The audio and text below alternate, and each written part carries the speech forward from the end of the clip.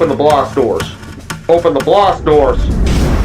What did we walk into? I'm calling the Admiral. These are definitely those guys who are working with the clones. Admiral, we found their base. Understood.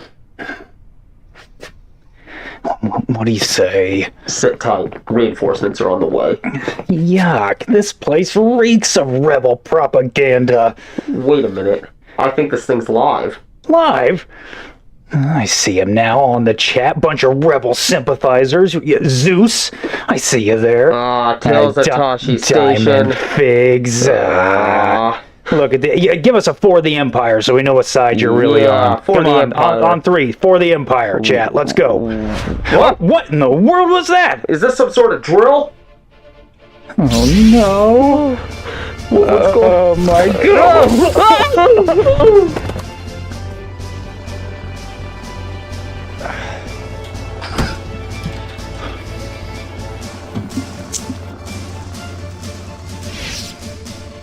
Well, those guys were in our chairs. I know, bunch of jerks. Oh my goodness, can you believe that? It's insane. We can't go anywhere. I swear, like we're gone 10 minutes on a Corellian Corvette. And then, yeah. My goodness.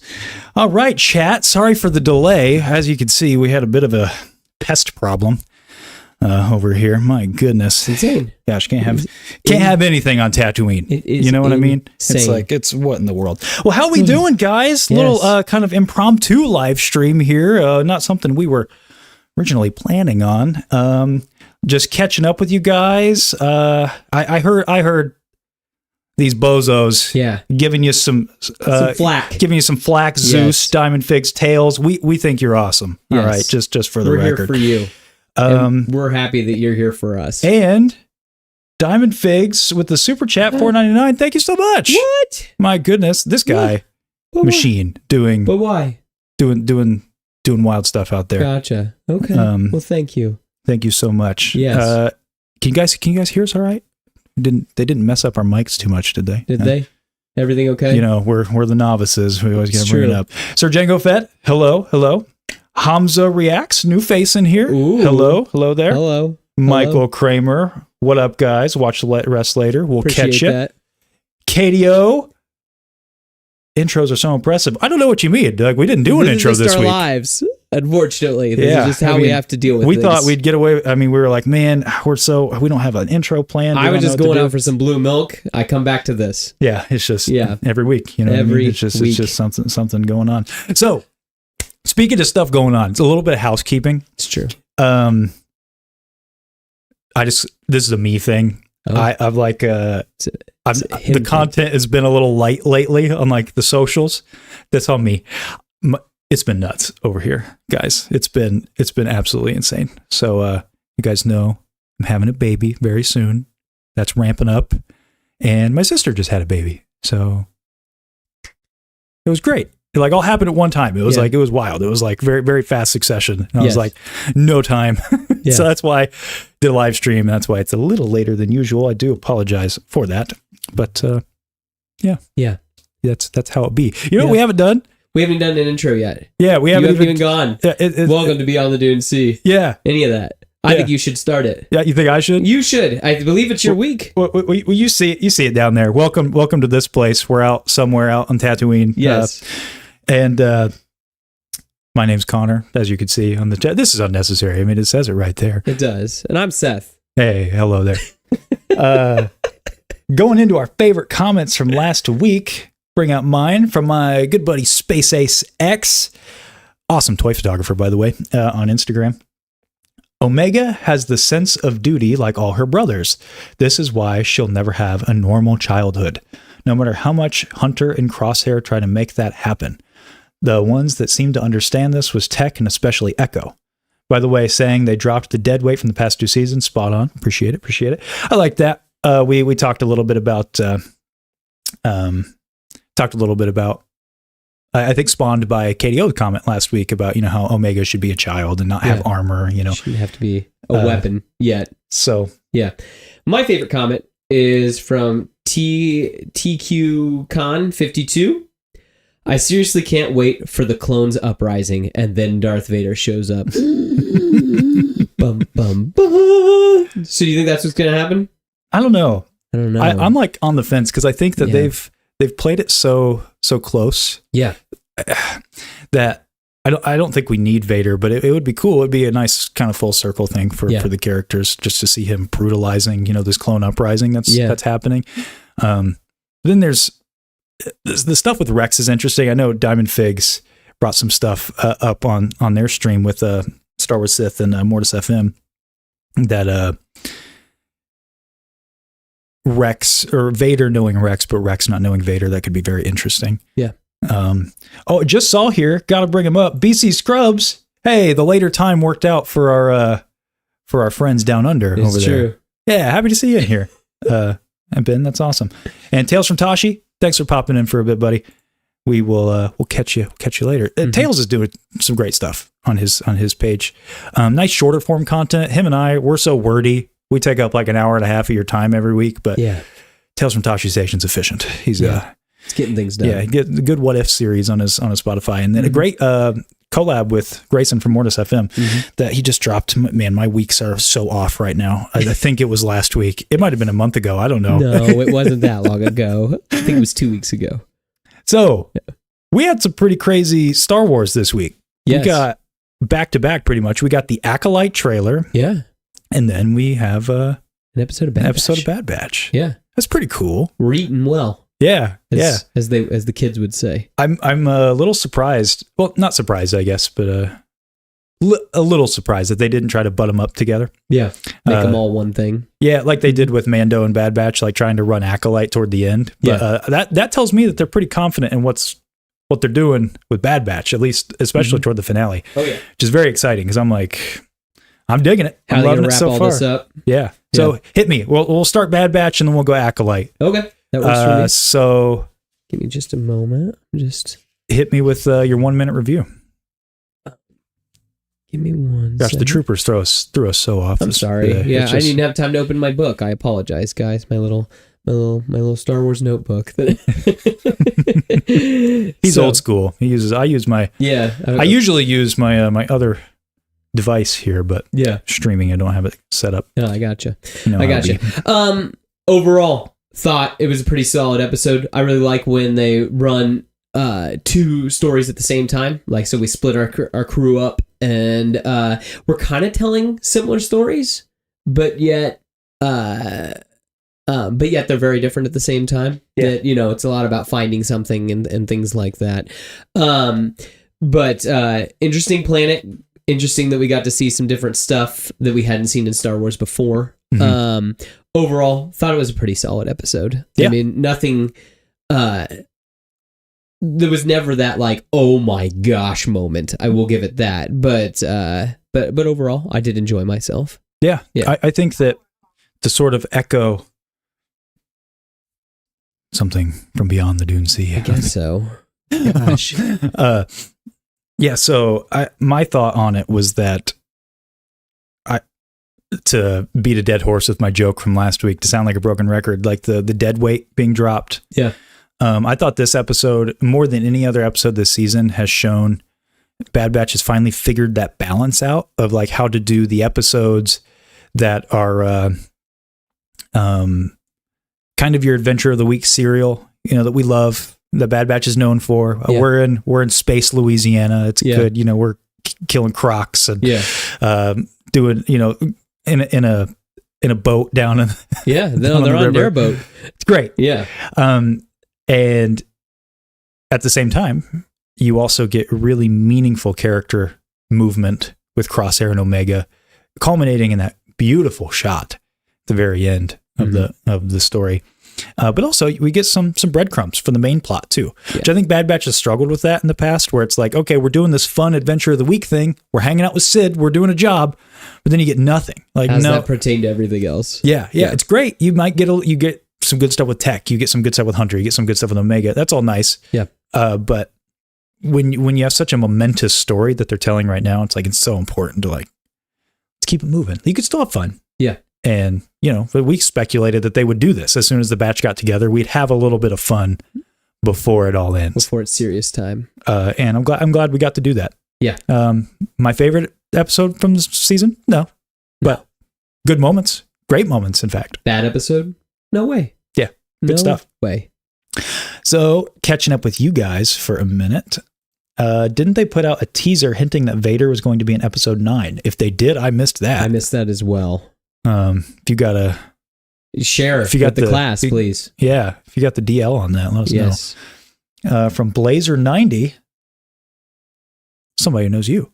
Oh. Yes. Oh, yeah. The Force is strong with this one. Thank you. Hello, Jason.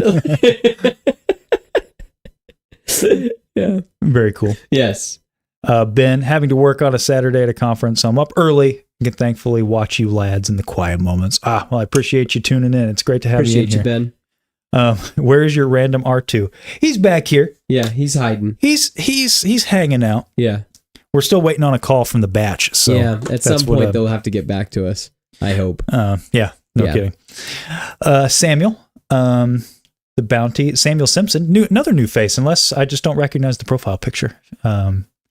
Appreciate you being in here, Samuel. Yes. The bounty they go after kind of looked like a Yamril from Legends, the species that fight the Kalish.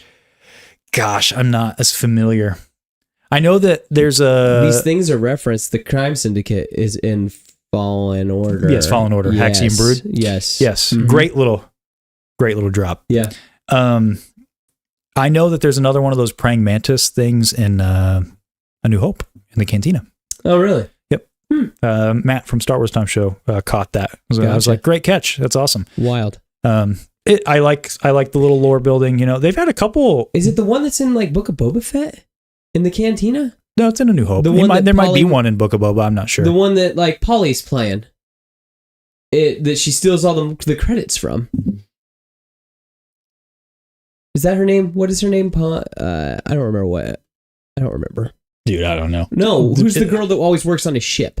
What's his name? Mando's ship. Oh, Pelimoto. Pelly. Sorry, not Polly. Pelly. Yeah. Okay. Yeah. But unfortunately, I was gonna say, there's some there's like a big praying mantis dude in there too. Okay. Yeah. See, I'm just not. I'm not as familiar with Legends, unfortunately. A lot of the Legends slipped me by. Yeah. So well, you didn't like. You weren't like Star Wars wasn't your thing at that point. Like you liked it, but but there's plenty of EU content when I was growing up, like with the prequel era and stuff like that. Yeah. You know, so yeah.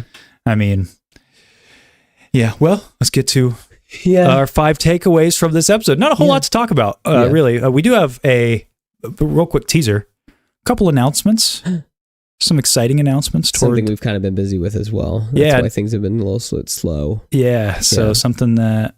We'll talk about it toward the end within the fan segment. So just a little teaser. Just stick around for that. Anyway, 5 takeaways. Yeah, I think. Oh no! Gosh, are they back? I think they are. Do you want me to deal with this? Yeah, just go ahead and take care of it. All right.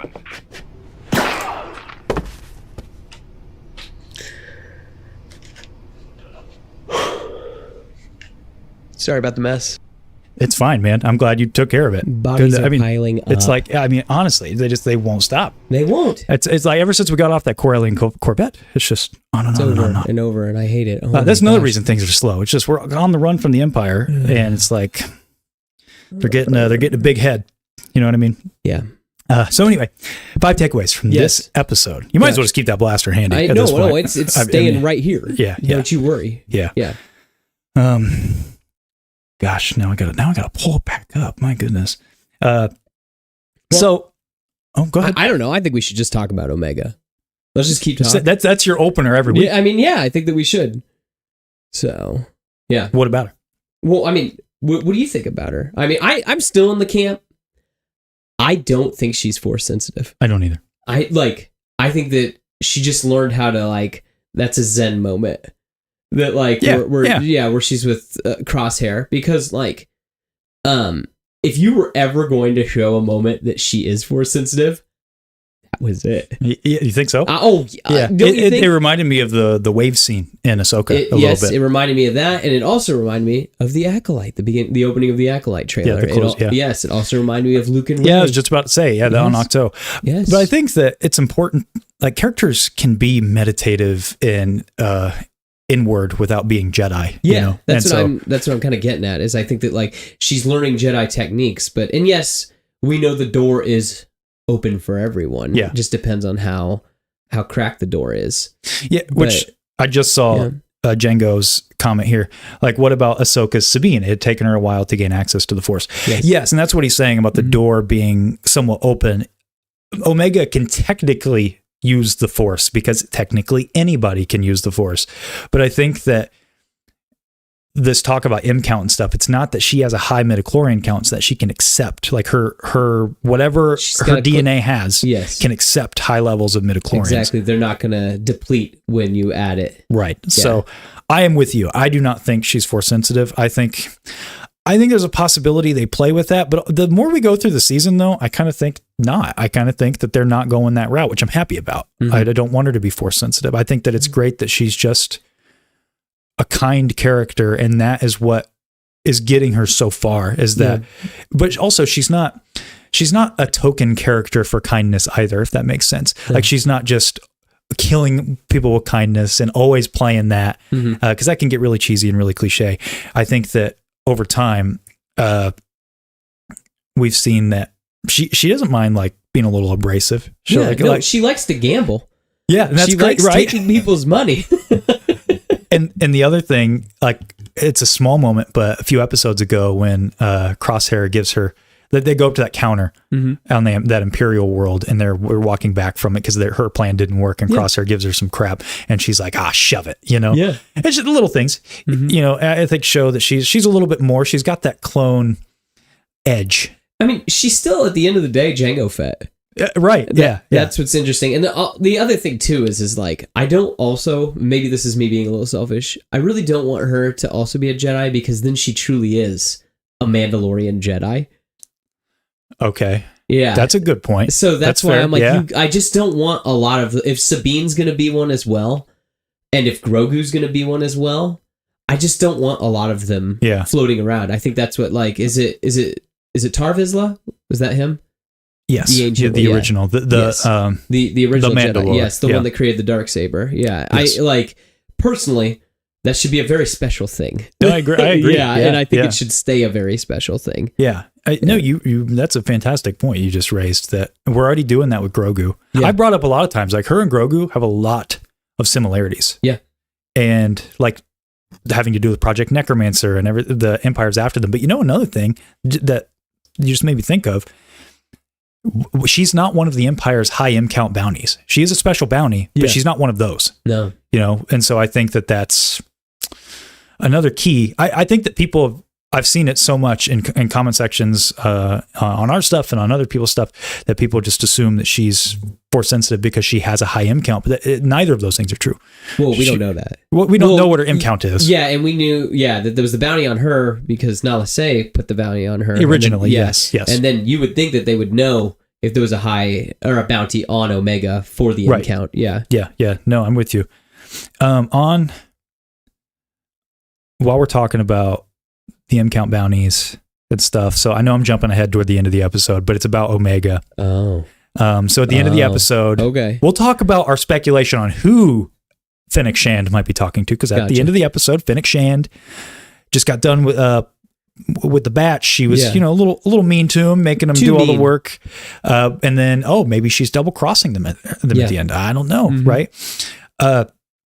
So we have this moment though, where she's talking to somebody on a hologram. Yeah. We'll talk about that later. Yeah. And she's like, they want to know about the Empire's high M-Count bounties. And that got me thinking back to Grogu again. Yeah. And I wonder if Grogu is currently a high M-Count bounty. Like now, during this period. Yeah. And it also raises the question, I think that they have to, I reminded you of that guy, didn't I? No, I just thought that you were going to be like, this just reminds me. Where do you think Grogu is? It's just like, I am kind of saying that. Like, just veering off. Okay, let me throw this down, all right? I'm just giving you a hard time. So, I think that the Bad Batch has established that Grogu has to have been in Imperial custody at some point. Yeah. Because How do they track Grogu with the tracking fob? Yeah. How do those work? Chain codes. Code. Yeah. Where did chain codes first become a thing? Beginning of Bad Batch season 1. During this year era. Yeah. Yes, Admiral Rampart, out there. Everybody needs to get registered for their chain code. Yeah. Obviously, Grogu was rescued from the Jedi Temple by Keller and Beck before that happened.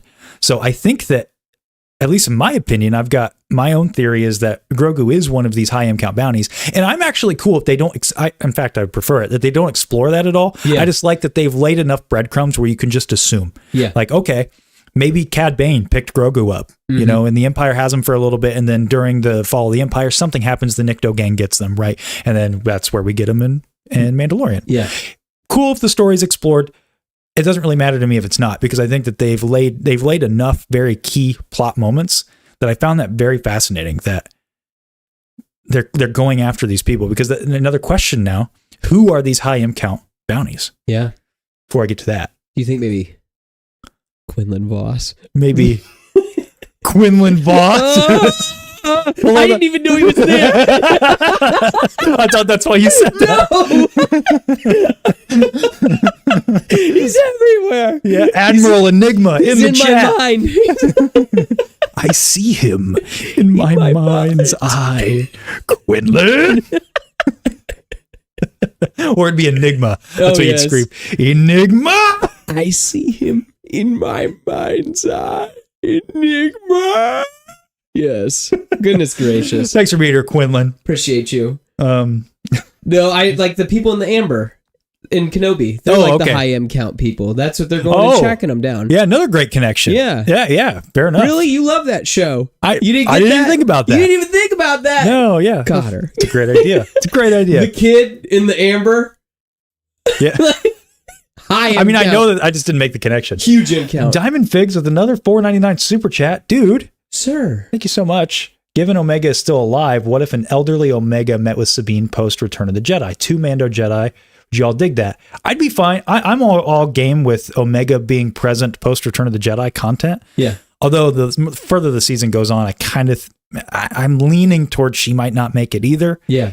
I don't know. I'm on the fence on that Her one. story should end. Her and her brother should just be gone. Because I'm okay with Omega continuing. Well, but my whole thing is if she's gone, then that's what sets back the Empire. Yeah. They can't. That's what Yeah, I guess we talked about that, right? It's like Rise of Skywalker and all that. Your favorite Star Wars movie. My absolute. It's the gym. It is. Hey, it's coming back to theaters. I'm going to be front row. The rough. Yeah, maybe we'll go together. That'd be awesome. But I really don't want her to be a Jedi. Yeah. I think maybe a controversial take, but the hottest take. I think that Star Wars is going a little too hard on the Mandalorians, if that makes sense. No, I get you. Before, it's like kids that like Gambit. It's that kid at school where like you're talking about X-Men and all of a sudden it's like my favorite's Gambit. And it's like, you talk about Star Wars, it's like, who's cool in Star Wars? The Mandalorians. Yeah. Yeah. I guess. It's that kid in school. No, who's the Gambit of Star Wars? Who is?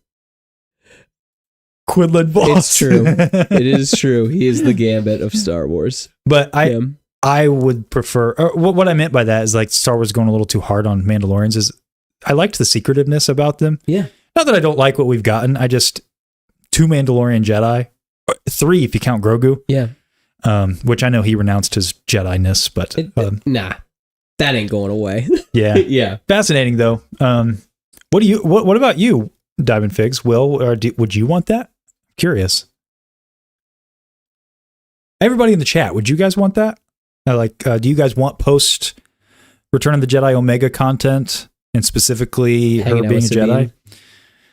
Yeah, I don't know. I kind of like the idea that she's kind of a lone wolf, like Gabby saying about Crosshair. Want Crosshair to be the lone survivor. That would be really sad, and I could see them doing that too. Oh, yeah. Where he's just... But then doesn't it kind of make it like, what they do to all the Jedi? They all just kind of Ronin for a little bit. Or basically it's just like, I just put myself into exile and that's why I don't help the rebellion or anything like that. That's kind of tough. Like Star Wars really likes retelling a lot of stories, which it's like poetry. It rhymes. Sometimes it's really nice, but if it works, it works. Yeah. Yeah. Why ruin it? Right. Yeah. So yeah, that's my shtick about Grogu and Omega, because I keep seeing similarities, like with how her plot trajectory and what Grogu's is when we first meet him. 5 dads. Yeah. 5 dads. It's the same thing. I look at it more like Hunter's the only dad. Like the rest of them are brothers. What, like uncles? Just that's kind of how I estranged fathers. Nah, I see him more as uncles, and then Hunter's more the dad. Okay. That's kind of how that's my perception. Okay. Katie, man, another banger take from Katie. Omega identifies so strongly as a clone. I think that leaning into the Jedi thing would not be the identity she wants, even if she was Force sensitive. Excellent point. Kind of like Grogu. Excellent. Well, Grogu couldn't decide though, so that was an interesting. Like when he was given the choice by Luke, you didn't know what he was going to choose. Yeah. But I think Katie's right. I think given the choice with Omega, she says no. Brothers. Yeah. She says no to all that. Mm-hmm. It's a great point. It's a great point. So moving on to the rest of the episode. So that kind of covers like the stuff with like the meditation specifically with Crosshair while we're still on about Omega. That whole scene was just the dialogue was so well done. I thought Crosshair was actually open. He felt like he's slowly moved up to that, with Omega, where he's allowed himself just to show, don't tell. Yeah. Open his hand. Yeah. Man, it's good. It's like they get it. They figured out these characters. There's a reason why they're the 2 best. On the show. But it's amazing. And we were with Hunter and Wrecker and Fennec Shan doing this fun mission in Space Louisiana. We're having a good time down in the bayou. Yeah. It was great stuff. Yeah. But I just wanted every scene. I'm like, this is cool, but give me back to Crosshair and Omega. I want to see them chilling on the beach, having heart-to-hearts with one another. Yeah. Omega is she's becoming more and more one of my favorite characters, which I would not have predicted that at the beginning of this season. Really cool. Yeah. Really cool. But I guess all I want to mention about like Crosshair's like thing is like, cause he's going to get his juju back or whatever. I mean, he's got to. I'm going to be really curious to see what a Zen Crosshair is like where he can just like, and then like, what is Paint It Black going to play? He's just going to start shooting up things. That'd be sick. Yeah. Man, the first ever licensed song in Star Wars. That'd be wild, wouldn't it? Yeah. But I mean, it would just, I'm predicting like a scene where it's like, someone's in a lot of trouble and he's got to make the shot. And then it's like, reach out.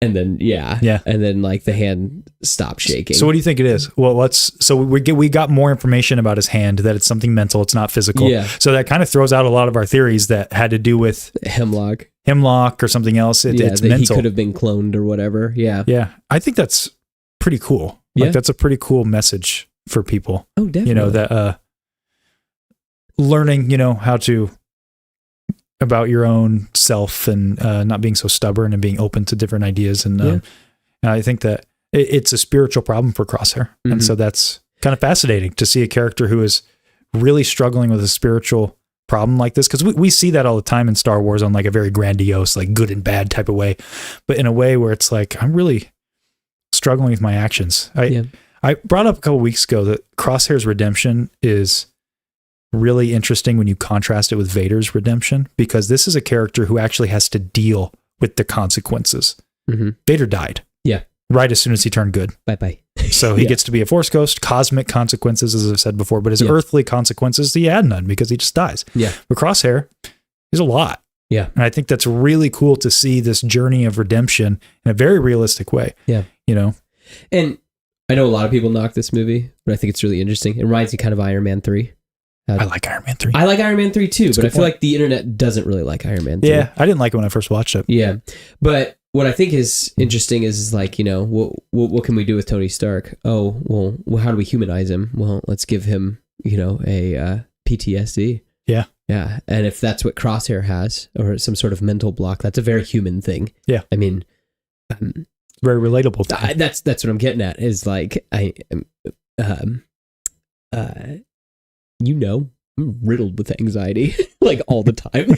So like, it is, I think that's neat that even our characters in fiction are dealing with things that everybody's dealing with and stuff that, an unseen pain. Yeah. Yeah.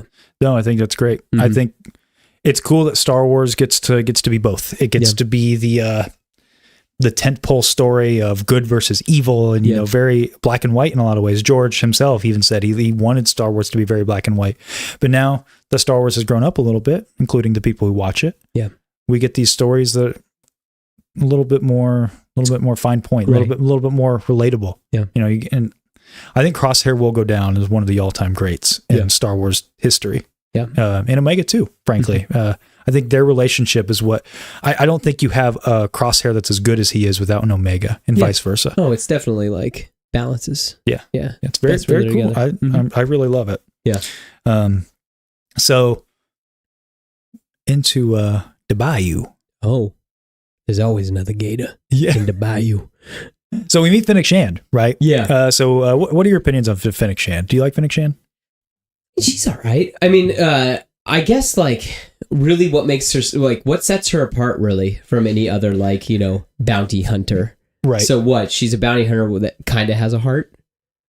Kind of, maybe. So do all of them kind of? Exactly. Right. That's my whole thing that I'm like, I think she's all right. I'm hoping that what this is kind of leading to with like maybe who she's talking to is that I don't know if we want to talk about that, but we know that she has... We'll save it. We'll give a little... I know. We'll be a tease. Yeah, we just know that she has relationships with other bounty hunters later on in the timeline. Yeah. Maybe we will get to learn about how she originally built up those relationships. Yeah, that's interesting. Yeah.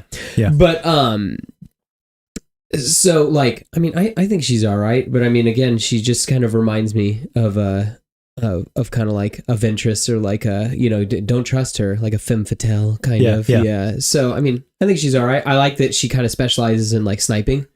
Kind of gives me a Zam Wessel vibe a little bit because even her helmet. I've always thought that. Yeah, she's definitely kind of reminds me of Zam Wessel's too. Yeah, she's the Zam Wessel to the Boba Fett. Yes.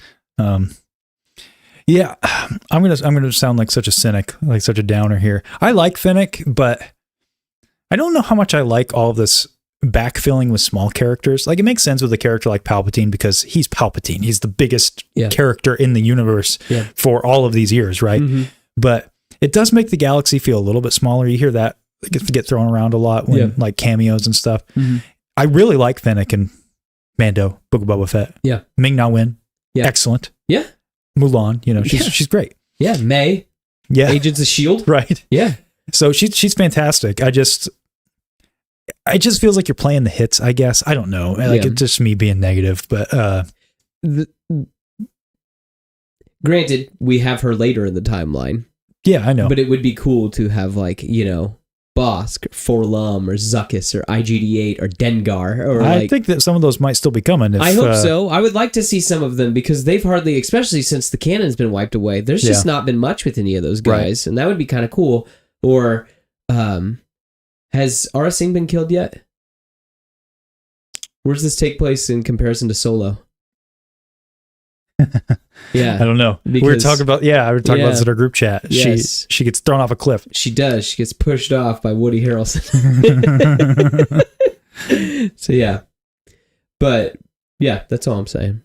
Yeah, I'm just being a hater. I like her. I like her. I think she's fun in this episode too. I like how she got her own ends, you know, and I like their interaction at the cantina. Yeah, that's fun. Yeah. Sam's saying bye. You should say bye to him. Oh, Sam. Yes. Getting late here in the UK, but this was a great first live. See you guys next time. Thanks so much for tuning in, Sam. Thank you. Appreciate Samuel. I don't know if you prefer Sam. Here I am just shortening your name. Thanks for popping in here. I'll catch up with some of you guys here. SPC Unleashed. Hey guys, how's it going? It's going all right. How are you? Hanging in there. Yeah. Yeah. 4.5 clones from Sir Django. Yes. Too soon, Django. Too soon, says Reese's. Too soon for tech. Yes. Omega has grown on me so much since the first season. I honestly didn't even think these guys deserved or could helm their own show, but boy, was I proven wrong. The show is awesome. I'm right there with you, man. When this show was announced, I was like, for real? All right, I guess. Because you know sometimes that'll go, right? Like, it'll be a really good show, and then you get the spinoff. Yeah. It's like Joey from Friends. He has a spinoff? Yeah, did you know that? I don't like Friends. So. What? I don't really care for Friends either, but Friends, arguably the greatest television show ever, then gets its spinoff and it only lasts a season and a half. Right. Crazy. Or The Cleveland Show in comparison to Family Guy. There you go. It's like, yeah. There's a million examples. So I thought Bad Batch was going to be the same thing. It's going to be like Clone Wars light. Yeah. But you got to bring up this KDO thing right here because she's hitting the nail on the head right here. Yeah, the Crosshair's getting the Zuko treatment. I don't know. You've never watched Avatar. It sounds horrible. I know. I've never seen it. But it's worth your time. Yeah. Yeah. You're having a baby soon. You'll have time to just be sitting around and That's watch true. Yes. Watch Avatar. You should watch Avatar, but not Netflix Avatar. Watch. Yes, I know the original. I've heard great things about it. I'm sure I would like it. It was something that bypassed me. I didn't have cable for a lot of my childhood until like very late in high school. Yeah. So I missed a lot of that. That's all I'm saying. So good. Random tangent on that. What? I always heard about because I liked like Fairly Odd Parents. Yeah. Like Jimmy Neutron and stuff. Yeah. I remember going to school one day and they're talking about Jimmy Timmy Power Hour, and it was like, there's a crossover between the two, and I'm missing it. Yeah. What do you mean? Yeah. Hey there, Jimmy. Oh no, Jimmy! That's pretty good. Thanks. Jimmy Power Hour. I like Django's comment here. A bounty hunter that's half full coming back to Phoenix. It's true. Yeah, I mean it's true. That is. But anyway, that do be how it be. Yes, you know what I mean. So, yeah. Well, riff on Space Louisiana for a second. What do you want me to say about Space Louisiana? Do you want me to tell the chat what I called it in my notes? That I called it. Oh yeah, go ahead. Yeah, Talk about that for a second. I will be right back. Talk about that for a minute. I'm just walking over there. I'm grabbing something. Oh, okay. So you entertain them with what you said was Space Louisiana. Yeah, I was gonna say. So guys, that I wrote my notes. I wrote that it's Mexican Dagobah because it reminds me of Breaking Bad. Because whenever they cross the border into Mexico in Breaking Bad, it's just orange, and so this reminded me of Dagobah. But it's just orange, So, I mean, so I called that in my notes, and Konnor just about died, that he just thought that was just the most ridiculous thing ever, really. And I'm like, no, I stand by it. I even sent him pictures of Breaking Bad and then pictures of this planet that they were on. And I was like, tell me I'm wrong. As if I needed pictures of Breaking Bad. Yeah, you do like... my favorite television shows of all time. Yes, it is good. Yeah. It is really, really good. I thought it was hilarious because I was reading. So he always sends me. He's a big note taker. I just write stuff down. I'm old. That's the whole thing. I am too, but not quite as old. Well, no, I meant I don't take quite as many notes. Yeah. But he sends me his notes every week before the show, and I'm reading through it. I'm like, Mexican Dagobah? What in the world does that mean? Yeah. It's Louisiana. It's just orange Dagobah. That's all I was getting at. I mean, pretty much. Yeah. So, but anyway, but I did like the swamp planet. I thought that was cool. Dang it, no, but I should have. Are we? One of these days, when you least expect it, it's gonna come up. That's coming back. But it's going to get you. We overdid it on Tales from the Archives, so we're giving it a rest. Got to give it a little bit of a break. Yeah, that way when it comes back, you won't even expect it. It's going to be like we're going to walk out in the Dune Sea. It's going to be a giant bottle crash lands into the studio. Yeah, and we do the whole episode from inside a bottle of giant bottle, or like we have to walk out there, and then there's a chest that's been buried, and then we have to open it up. And then then it cuts to the actual scene in A New Hope. Yes, the ice. No. It actually just cuts to Obi-Wan opening it, so it's like a reverse. Oh, so it's like think it's coming. Yeah, so we're doing a full commercial about Cerveza Cristal, and then you open it up, and then it's just the scene from A New Hope. Yeah, and it's just him pulling. Your father wanted you to have this. It would be awesome too if you could see us in there going, hey. He shuts the door. Father wanted you to have this when you're old enough. He shuts it. Oh, we won. It's so stupid. What? It's just funny. That's it is. Just giving you a hard time. It's good times. Good times were had by all. Yeah. Good stuff. Uh-oh. What do we got? What? Bring that up about Yoda Gabby about with books. A sombrero? No. Gabby about books. Bring that up. I live in New Mexico. The planet is too wet. New Orleans makes much more sense in my mind. But you have a point about it being That's orange. all I was getting at, is just that it was orange. And then, yeah, I was just making the Breaking Bad joke. Yes. That's all. And who knows, maybe there's a desert on the other side of the swamp part. We don't know if the whole thing's a swamp. That's true. Swamp, That's true. so What planet were they even on? I don't have a clue. Was it just like Louisiana backwards? It's all- Is that what it was? Orleans new. So honestly, there's not really a ton to talk about when it comes to that, in my opinion. Like, I think that it was pretty standard for the mission, right? And it was like, oh my gosh. Gosh, You know what? please. I got this one. Yeah, you do this.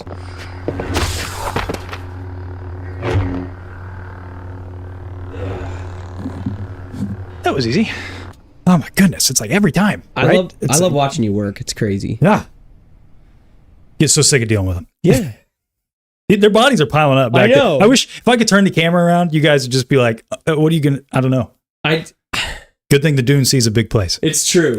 And then I guess we got some armor for later. That's true. Yeah. That's true. We could do a little, you know what? A little sneaking on a Exactly. Venator. Exactly. Hey, now. Never see it coming. A little Han and Luke, you know, discuss. Yeah. Might be onto something. Yes. You know, if the batch should ever get back to us, we could be like, hey. We can be helpful. Yeah. We could be boys. So anyway, I would just say that with Space Louisiana, not a whole lot there. It was nice to see the teamwork, but also you can kind of tell that the batch has been weathered a little bit, like Hunter and Wrecker. They've been weathered. Their armor's literally weathered. Yeah. One thing I did want to point out, I know I'm being such a hater this episode, but was the animation a little weak in that section? Did you think? What do you mean? Like just the detail and stuff like that? So it was just very dark when they go and find the guy. Yeah, it was. Yes. So there was that clip that Star Wars released a day before it came out. Snatched in the water. Well, it starts out with like you see Hunter in the foreground and you see Wrecker pop out of the water. Yeah. The water's like not moving and their animation, I don't know, just seems off. It just like it's previs animation. Gotcha. I don't know. I didn't know if I was the only one who thought that. I don't know. I didn't think that. Because unfortunately, you know, with animated shows and things, there kind of gets a crunch time and usually 1 or 2 episodes suffer from it. And I wonder, it's like this one seems like, I'm going to use the F word here, the filler. Yeah. It's the most filler out of all of them so far. Yeah. Even though I don't think it really is filler. But. What I did notice too, though, is that we got to see kind of the old Wrecker. Yeah, that's true. He kind of got a little he was life. having a good time and he was getting to do his thing and everything like that. Yeah. So, yeah. He got a little life back in him. That's true. Yeah. That's true. So that was cool. Yeah. So, the end of the episode. Yeah. So the whole reason they're going after this guy to help, because we didn't even say, that helping Fennec Shand is to get more information about these high M-Count bounties. Well, what exactly is an M-Count? They don't even know what that is. They don't even know what that is either. And she's like, all right, I'll do it if you do the job for me. Yeah. You know. And then we kind of get the little stinger at the end because she's like, I got to go find out more information. I'll keep in touch. And they're like, grumble, grumble, walk away. So she talks to somebody. And it's the big question. Who's she talking to? Who is she talking to? Who do you think? I put someone on our thumbnail so you guys know who I think. Yeah, I think that it's probably that, but I want something else. Who do you want? I mean, Boba Fett. Does that work, though? Can they meet when he's a kid, you think? Fennec Shand and Boba Fett? Why? You think that he just randomly finds her in the desert and then decides to save her? Yeah. Or maybe they work together later, but we talked about this. He's like 15, maybe. Yeah, but he's already making a name for himself and everything. Yeah. Yeah.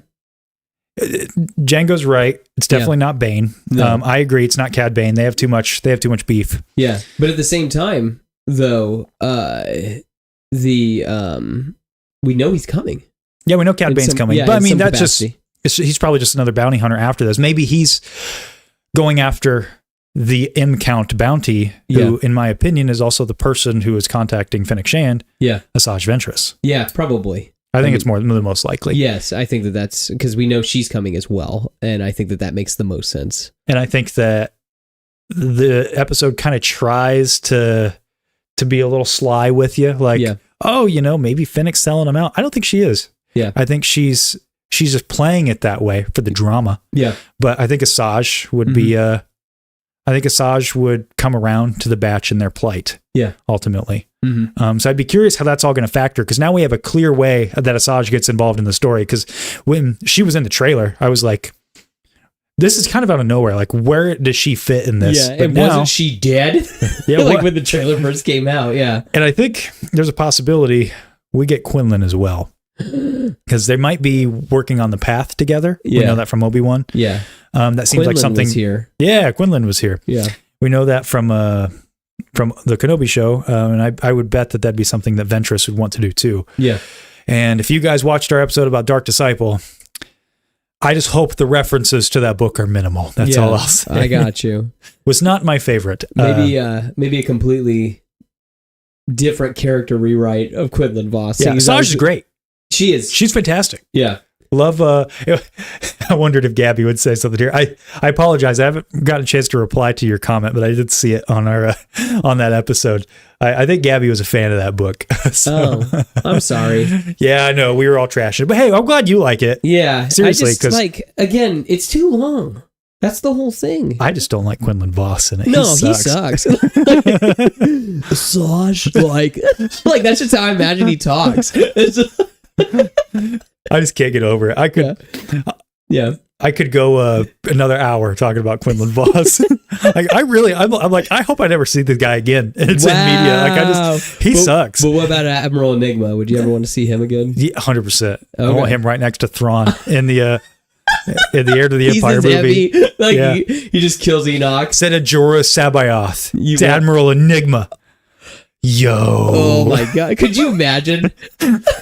I just want him with the question mark on his face, like DiamondFigs worked up. That's all I want. That's all I need. Yeah, I'm here for it. So yeah, I think it's Ventress. I think that there's a good shot we get her next week. Yes. In the episode titled "The Harbinger." Harbinger of what? Harbinger of what? Death. I think that this might not even be about her. Yeah. But I'll be happy if that was it, because I said that from day one that'd be the episode she popped in on. No, well, look at you. I know. I'm like never good at speculations. I've gotten a lot of wins this season. I'm like, look at me. I'll admit I was wrong. I thought for sure, but that's okay. Yeah. I'm man enough to admit it.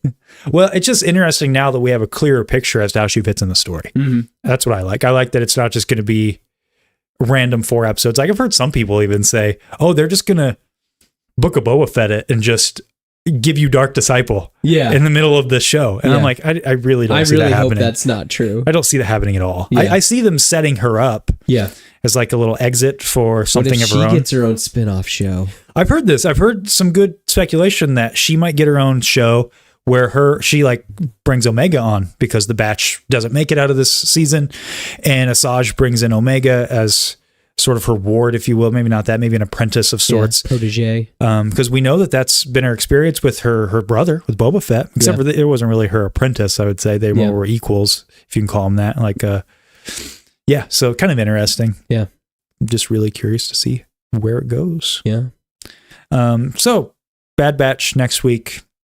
The Harbinger, going to be great. Maybe Asajj Ventress. We're getting into the back half of the season. Yeah. It's weird because it feels like it just started. I know. We just started this adventure. Yeah. And now it's coming to an end already. Well, if the batch is about to sing their swan song, they better hit us up at least one more time because I want in on this assault on Tantus. I do too. I want to be there. We're going to just... Front lines. I'll be there. Yeah. I didn't steal this for no reason. Mm-hmm. You stole it. You didn't hear anything about that. Oh, okay. Gotcha. Yeah, nothing. Moving on. ACOLYTE. Oh. We finally got a trailer for this. Yes. Right? I got to turn pages in my book. So, first things first, we got a little teaser poster. Yes. The day before. Yeah. Poster goes hard. I can't lie. Yeah. This show was like one of those... I'm excited about it, but... Yeah. The era is interesting, don't get me wrong. Yeah. But they were really going to have to convince me. Mm-hmm. Especially, we talked about this before, we won't dwell too deep on it, but the showrunner had some interesting words to say about George Lucas and the prequels in particular, which rubbed me the wrong way. But I will say, I don't know if it's just for PR, but all of her interviews she's done the past few days, I've really enjoyed. I'm like, man, you could see her passion, which I really appreciate, because that's all I care about. Just I care about the story you're going to tell, and like don't. Well, you should just shoot down the creator of Star Wars as your first. I like what I start getting kind of frustrated with is like, why does I don't want people coming in thinking they got to reinvent the wheel. Yeah. Where it's like, exactly. No, build something that works in the world. Yeah. You can put your own spin on it, but make sure it fits and make sure that it fits in nicely. I joked in our chat that she, prior to her interviews this week, kind of reminded me of Tony Gilroy, the showrunner for Andor. Yeah. The guy's a terrific writer and filmmaker, but he does drive me nuts in all of his interviews because he kind of got the same pompous attitude. But I'm delighted to see that doesn't seem to be the case. Hopefully that was just some kind of out of context thing. Who cares, right? Yeah. But as like a first dip into what we knew about the show, made it hard to get excited about it. But now we got things to be excited about, right? The press tour so far has been great. She talked about how a lot of inspiration from basically all eras of Star Wars, including the EU. There's going to be some big EU ties. That's really cool. That's really fascinating. Like specifically mentioned toward the front of the season and the back of the season, we're going to get some EU ties. These are Sith characters. I can't find the quote. I was going to pull it up for a stream, but I've seen it several times that this is about the paraphrasing, but she said this story will tell how we went from the rule of 2 Sith to like Palpatine. Very fascinating about that because there's been like speculation. Are they actually Sith? Yeah, or Dark Jedi. I've heard people be upset even like because Ki-Adi-Mundi on the Jedi Council, like the Sith has been extinct for 1,000 years. Yeah. But I think the big thing to remember is that Ki-Adi-Mundi is wrong. Yeah. In that scene. And he would be still wrong if the Sith were here. I think what's fascinating is that the wider Jedi cannot know about this. Yeah. And so how does that get rectified? Does everybody just die? Yeah. Like in that, all the characters we see, are they just all fall to the dark side, or they all toast?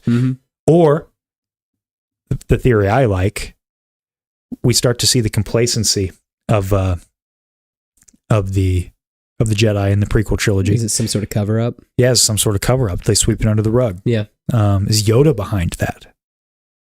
Interesting. Yeah. But to the actual trailer itself, hit me. What was something you liked? Well, I guess the first thing is it May? Is that her name? I believe May. I believe. So this just like popped out at me.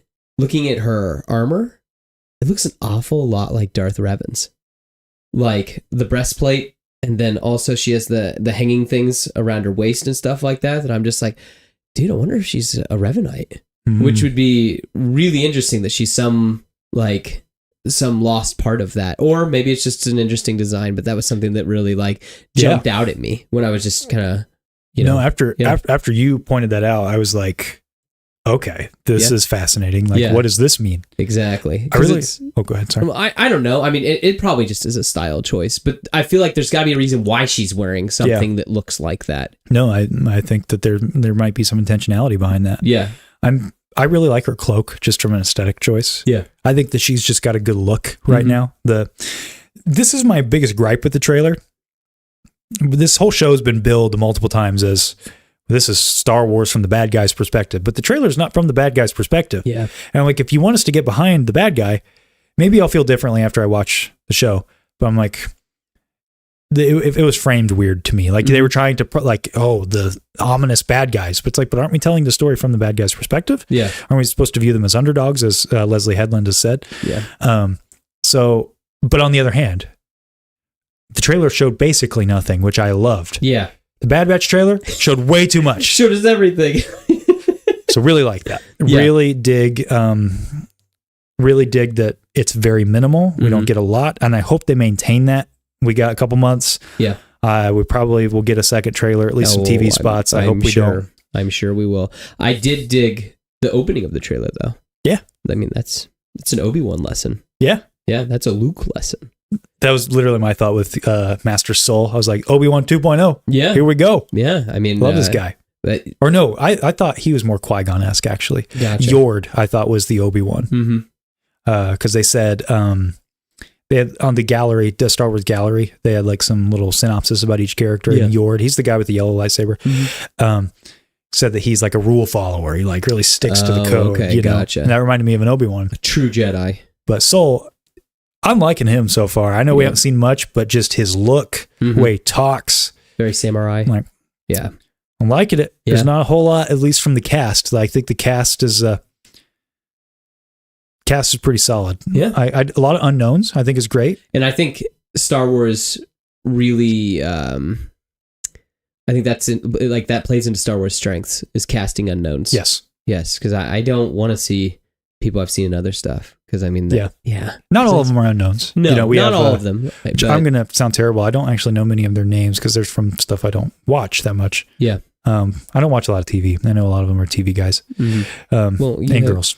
I was going to say that the one gal from The Matrix, isn't it? Yes. She looks interesting. Yes. I like her kit. Oh, they all look cool. Yeah. I like the High Republic designs. Yeah. But it's like High Republic, but not High Republic. Right. Yeah. It's really interesting. Yeah. So another thing that stood out to me toward the end of the trailer, the Force Storm that you see, where all the Jedi get just like thrown back. Oh, gotcha. I don't know. I thought that was like moving you think it was a storm? Yeah.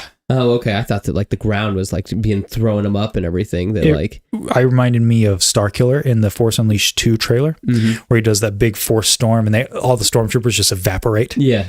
But Vader just kind of like shrugs it off. Yeah. It reminded me of that a little bit, and she keeps mentioning EU, so I'm like, hey, maybe that's it. Mm-hmm. So any other thoughts about the trailer before we get to like the big question about the trailer? I think that's on everybody's mind. Well, I mean, I do think it's interesting because like in even StarWars.com, like there are characters we know that are alive in this time period. Like that Yoda's on that character list. So I am curious to see, how Yoda and Yaddle would fit into these things because they should be alive. And we're not seeing Yoda before he was a Jedi. Like he's a Jedi, full-fledged Jedi. Yes, at this point. So we know that Plo Koon is around, and there's a character. Plo Koon's around? Yes, Plo Koon. He's really? Like 386 years old, I think. Okay, all right. But there is a Jedi that of that species. Man, listen to me. I don't know his species. Yeah, fake fan. But there is a Isn't Jedi. He Keldor? Is that what he Yes, is? that's it. It's a Keldor. Okay, Thank you. right. I was like on the tip of my tongue. I couldn't think of what it was. Yeah. But there is one in the trailer. I would love to see Yoda. I don't need cameos. I just want to see the state of these characters to see, like, if this story really is about how the Jedi got to where they are in the prequels. Yeah. I want to know how Yoda fits into that. Yeah. Because I think the greatness of Yoda in the prequels and the originals is that he goes from, wielding the lightsaber against Count Dooku and Darth Sidious to war does not make one great. Yeah. Just an all-time Yoda quote. Yeah. Like, how do we get there? We've seen different areas of this guy's life. How do we get to that point? So there's an opportunity for Yoda. I'd love to see it. Otherwise, anybody else who's alive, I guess in the background would be cool. Yeah. But let's take advantage of the fact that it's a new era and not worry about all these other guys. Let's make some new heroes. Yeah. Yeah. Yeah. So the big question, I know that's on my mind. We're talking about Sith. We're 100 years prior to the Phantom Menace. There's a couple guys we know that are kicking around in the EU. So we read Plagueis as our first book on Tales from the Archives. It was fantastic. Good book. Very good book. Yeah. It's better than Dark Disciple. What? Moving on. Sorry, Gabby. I know you were a fan. I'm sorry. Coming at her like that. It's rude. Anyway. But, yes, so the Sith at this time from Legends, Palpatine's master is Darth Plagueis. We obviously know that he is canon in the sense that he exists. Yeah. You ever hear the tragedy of Darth Plagueis the Wise? He may just be that, though. I want to prepare you for that. I'm not. I just don't want you to get your hopes up. I'm not getting my hopes up. Okay. It's going to be whatever it's going to be. I just think that if this story has to do one of two things. It either has to directly retcon Plagueis, which is a choice. There are things like the main thing in Plagueis I don't like is that it leads past Phantom Menace. Yeah. Plagueis is around during the Phantom Menace. Yeah. It either retcons that book or it stays true to it in some way. It does kind of what Filoni's doing where it takes pieces. Yeah. And kind of molds it to the story. Yeah. And Plagueis is such a beloved story. We know a lot about Darth Plagueis, or rather, he exists very prominently in the Star Wars ethos because of that very famous scene from Revenge of the Sith. Well, I mean, also too that like, who was Snoke? We all thought he was Darth Plagueis. Yeah, I mean, I stand by. He's a Strandcast. Darth Plagueis. Plagueis, yes, yes. So because it's 100 years prior, I think Plagueis would be too young to be the Acolyte's master. Yeah. So I don't think that's him. But Tenebris was his master. Yeah.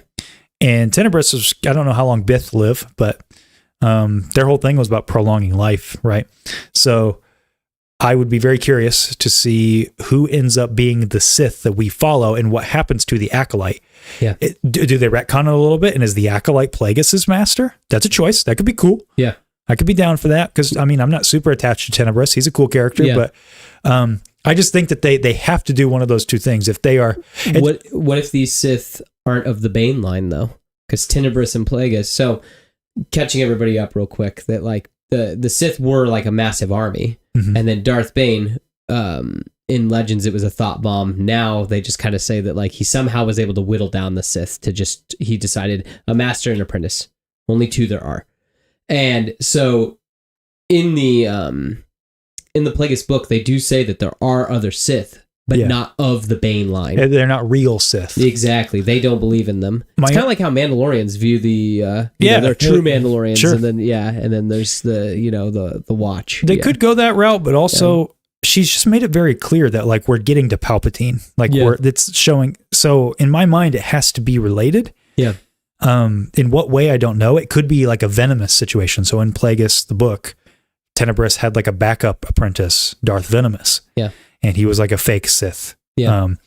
At least Plagueis viewed him that way. Yeah. So it could be a situation like that because we do see time and time again that the Sith fail the rule of two.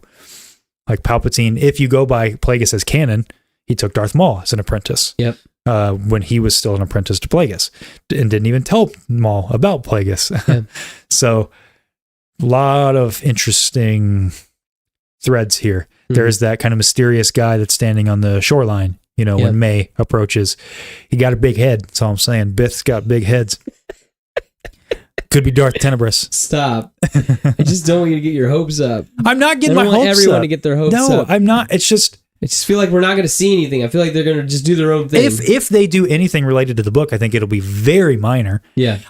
All my point is that they have to do one of the two things. Yeah. Because 100 years prior, dealing with the Sith leading up to Palpatine's line, unless that information is not totally accurate, they have to do one of those two things. I don't see a way that they can't. So I'm not getting my hopes up for it. Yeah. I don't really... I mean, it'd be cool to see Plagueis, but I don't really care either way. Okay. I'm interested in the new characters. I'm just looking at it logically. Like you have to do one of the two things because it will, especially if you're trying to get to Palpatine. Yeah, yeah. And if it was a choice to put it 100 years prior. They could have done 200. They could have done 300 and still been in the High Republic era. Yeah, but they chose 100 years prior to TPM. Yeah. Well, why did they choose that? I just think that there's a lot of circumstantial evidence that kind of points to they're either retconning the book or they're staying true to the book, at least in some way. Mm-hmm. But we'll find out on June 4th. Is it 4th or 5th?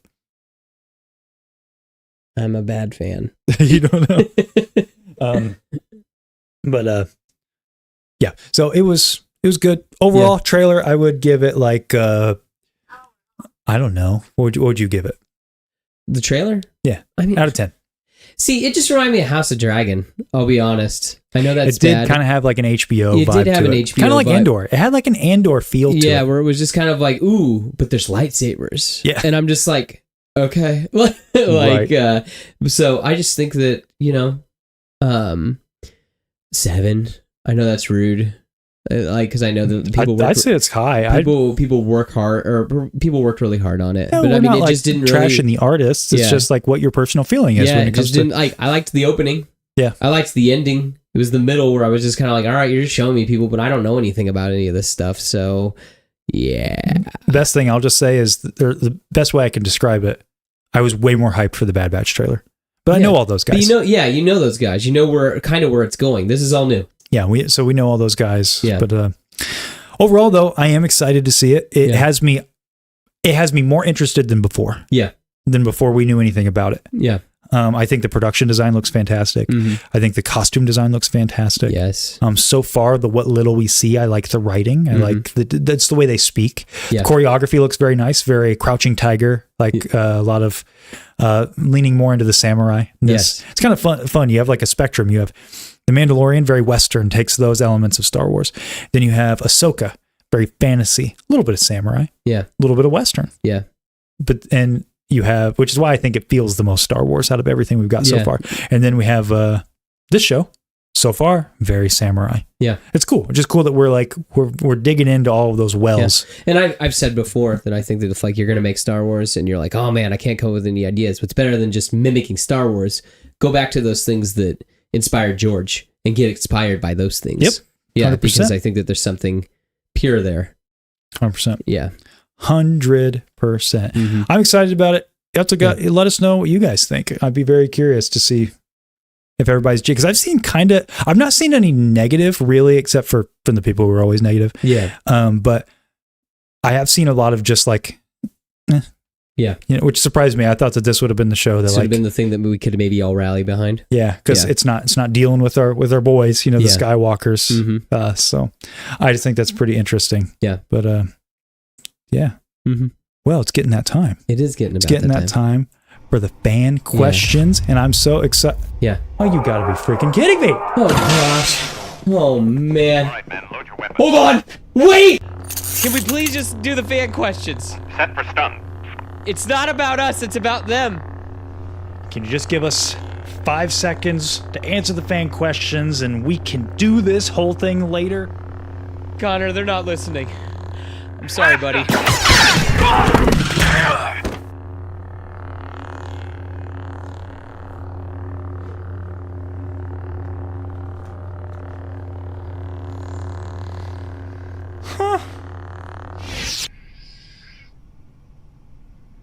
You do that on purpose? Wasn't 100%, but it worked. Clear your mind of questions. I'm still at a loss for that was cool. How'd you do that? I mean, the dark side of the Force. Oh no, I don't want to. No. Wait a minute. Hold on, just I got some lore. Oh no, I got lucky, I guess. Yeah, it's like Well, hopefully that's the last of them, because my goodness. Yes, I can't handle this anymore. Yeah, it's this like we're gonna have to move. they found us. It won't leave us alone. No, my goodness. Yes.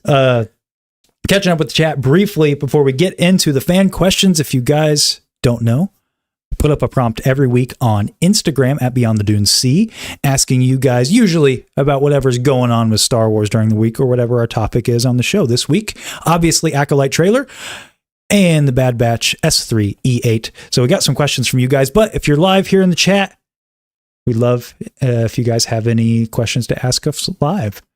Before we do, speaking of the chat, Gabby says, loved it. Your take was great talking about Dark Disciple. Imagine Boba is on the hunt for Omega too. I kind of think that's where they're going with this. I'm glad you mentioned that, Reese's. He's one of the people taking the higher M-Count bounties. Yeah. He gets to be in that, that higher level of bounty hunters. Yeah. Yeah, for sure. Yeah. I mean, I think that's been the setup for Boba Fett for this whole time. Mm-hmm.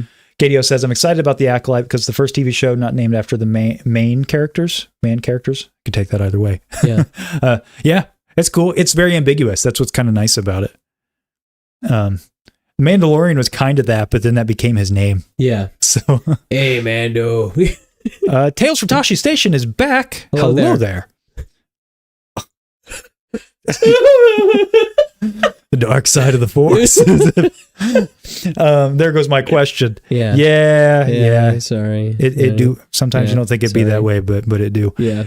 Yoda in a hover pram. I saw somewhere. What did I miss that? Is that what we're talking about? Like him. CGI Yoda comeback. Yes. Yeah. I mean, trailer showed some Force Foo as well. I hope they do it a little bit better than Ahsoka. I'll be real. Yes. Ezra's Force Foo was not my favorite. Get out of here. Get out of here. So yes. Moving on into the fan questions from this week. First up, hey, speaking of, Gabby about books. Bad Batch animation is fire. Would you rather watch Star Wars content in animation or live action? Boy, what a question. It's loaded. So, if it's my perfect world and I can sort of manifest how Star Wars would go to into the future, I would say animation, only because you can do more things.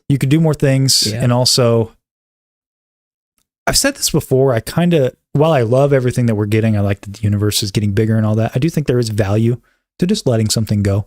Yeah. And maybe we don't need to let Star Wars go all the way, but maybe live action Star Wars is special.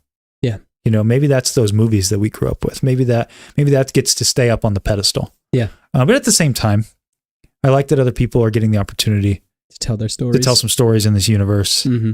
I mean, we kind of are in that universe. Yeah. So that's I think is, I don't know, I'm of two minds. Like, but animation, with the caveat that they don't just do the 3D. Please give us some 2D animation. Yes. Come on, Lucasfilm. I mean, that would be cool. I think I would have to lean more towards animation as well. I think that you can press the limits a little bit more. I think that you can get around that dreaded actor face time. Yes. So that's true. Very, very true. Great question, Gabby. Yes. Read Dark Disciple. Yes. Maybe. Tales from Tashi's Station. What existing characters do you think we see in Acolyte? Well, you're right. We did kind of answer this. Yes. Tales. Yoda, Yaddle, Quinlan Voss. Quinlan, yeah. He went through the world between worlds. He did. Admiral Enigma is going to be the main villain. He's the Acolyte. He is. He is. Yeah, I think maybe Plo Koon. Yeah. I think that's probably it. Maybe maybe a Plagueis, maybe a Tenebris. Maybe. We'll see. Yeah. Seth is very anti that happening. I'm not anti it. I just don't want everyone to get their hopes up and then be mad at it.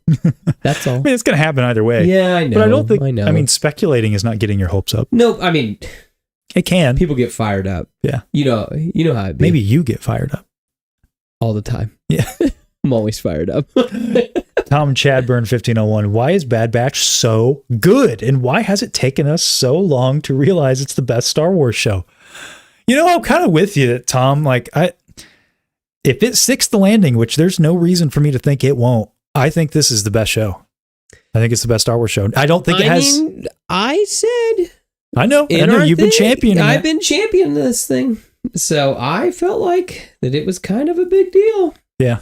And no one. That's the one thing I'll say, that I felt like that it was. I felt like it was good. Yeah. No, I always thought it was good. I just didn't know that it would reach the heights of Clone Wars. Yeah.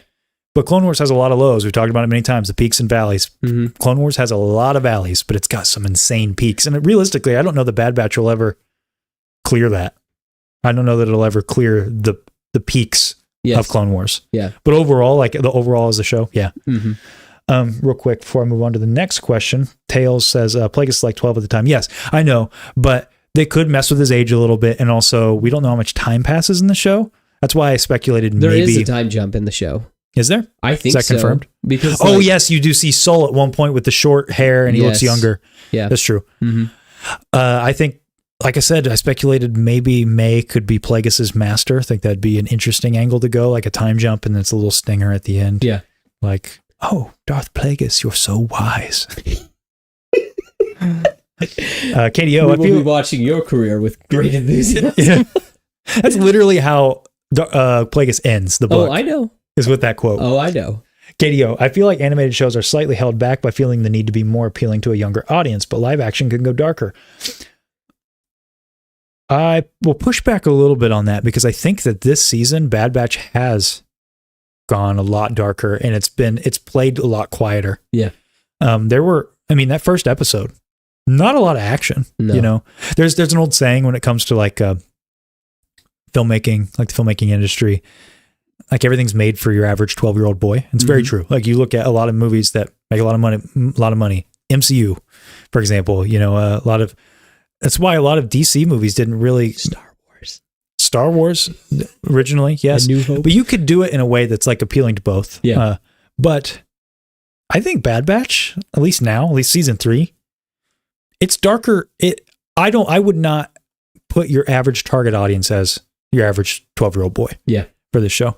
I think that not even because it's dark, but because the action isn't quite as rampant. Yeah. And you spend time with some quieter moments. More nuanced. So, but yes, you can go a little darker with live action. Although, to push back a little bit more, Katie. Invincible. That show. Yeah. That's a 2D animated show, and it's one of the most brutal things I've ever seen. Yeah. It's like worse than The Boys at times. It's insane. Like that last episode in season 1, the train scene, that's all I'll say. Yeah. You know what I'm talking about if you've seen the show? My goodness, you'd never think that you'd be so disturbed by 2D animation. Yeah. But not that I ever think Star Wars would do that, but yeah, just to show Let's that hope like not.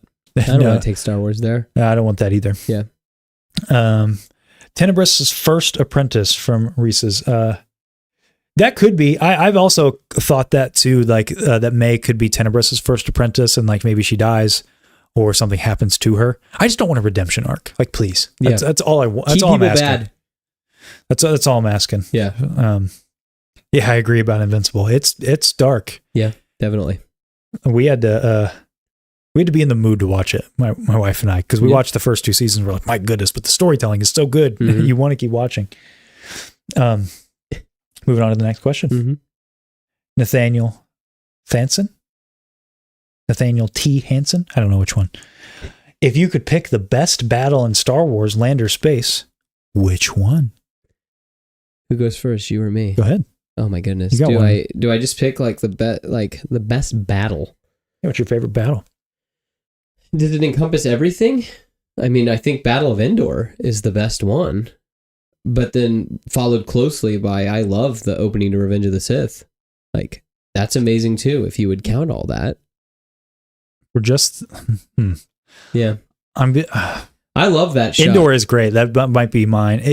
Either of those would have been my choice, but there's a part of me, Attack of the Clones. It's kind of cool. I love that. Yeah. The whole scene. Yeah. Every time I watch Attack of the Clones, I like it more. I love that shot. Now that we're going to talk about it, when they come out of the stadium, and then the rockets on the back of the gunship into place, and then you see that like, oh, there is a battle happening everywhere. I love that shot. Yes. Around the survivors, a perimeter create. I don't know why that line just doesn't sound right to me every time he says it. I do love that battle though. I would probably, my gut's telling me opening Revenge of the Sith. Yeah. It's my favorite movie. Okay. I love that opening. Gotcha. But it's not a lot of ground battle. You don't really get a lot of battle in Revenge of the Sith. No. You get like quick blast. Like yeah, shots like during the Order 66 Yeah, bit. exactly. And then also a little bit of Kashyyyk action. Yeah. Yeah. I do like that. Yeah. Yeah. Space battle, Revenge of the Sith opening. Ground battle, probably Attack of the Clones. Gotcha. But I do love Endor, like as a complete package. Endor. Yeah, that's where my mind's at. I mean, that shot with them all weaving back and forth between the towers and then go down into the Death Star. It's awesome. It's like 16 seconds. It's good. It's amazing. Yeah. Yeah. There's not really any battles that I love from the sequel trilogy, come to think about it. The TFA is all right. I like the... Yeah, when they're attacking Maz's castle. Yes. Traitor. Yeah. Takodana. That's fun. That's a great battle. Mm-hmm. I know it's not a battle, but the chase with the Millennium Falcon on Jakku, so good. That is really good. Not really any in The Last Jedi that I like. I like parts of that opening battle, but it's the concept of it. Yeah. Like they're running out of gas and everything was fine when we left them in the last movie, but now everybody's here all of a sudden. Yeah. I do that shot though of Poe's X-Wing doing that like spin where it like drifts. Yes. Sick. Yeah. I like that a lot. Yeah. And it's nice. Rose's sister. I like that little vignette that you get. I was trying to give some love to all the movies. What about your favorite movie? I'm getting there. Don't worry. Sorry. I actually kind of don't like that battle from Tross, the end battle. Yeah, it's dumb. I think it was a massive missed opportunity not to have people yell for Skywalker or the rebellion, because TLJ ends on a pretty cool note where it's like, okay, if Luke's going to die, at least he died. At least he died inspiring the entire galaxy. Yeah. Where's that inspiration in Tross? It's not there. It's non-existent. So if like when all of those people come, because that's cool. It's a powerful image. Yeah. I think it's the first time you get the Star Wars theme in a movie, in the movie, other than the opening crawl. Yeah. So pretty cool. So, but man, I don't know that I have a battle from Tross that I like. Gotcha. Is there any more in that movie? Kylo Ren murdering all those people on Mustafar. That's awesome. It is awesome. But I wouldn't call it a battle though. Yeah. Yeah. Yeah. Okay. Yeah. Moving on real quick. I see Joaquin Oliveri, our friend from Uruguay. Correct me if I'm wrong. I apologize. Uruguay, right? Mm-hmm. Glad you're in here. Albo M.